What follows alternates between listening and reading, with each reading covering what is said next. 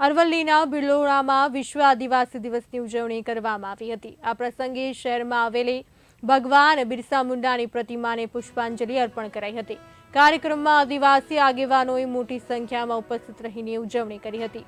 આજના દિવસે આદિવાસીઓના પડતર પ્રશ્નોને લઈને મુખ્યમંત્રીને પત્ર લખી રજૂઆત કરવામાં આવી હતી।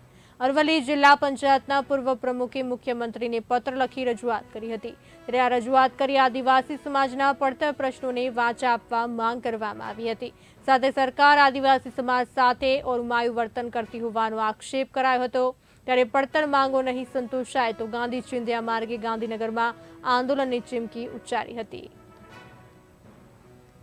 વિશ્વ આદિવાસી દિવસ નિમિત્તે સર્વે મારા આદિવાસી સમાજના ભાઈઓ અને બહેનોને હાર્દિક શુભકામનાઓ પાઠવું છું।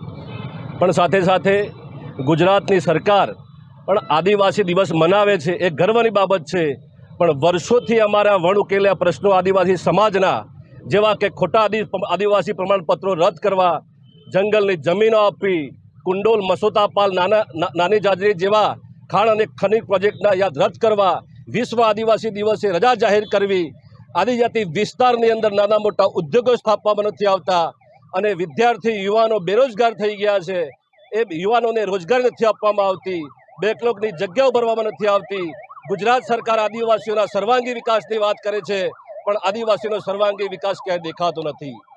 રાજ્ય સરકાર ખોટા આદિવાસી પ્રમાણપત્ર રદ કરવાની વાત 2 વર્ષથી કરી રહી છે, છતાં પણ રાજ્ય સરકાર ખોટા આદિવાસી પ્રમાણપત્ર રદ નથી કરતી।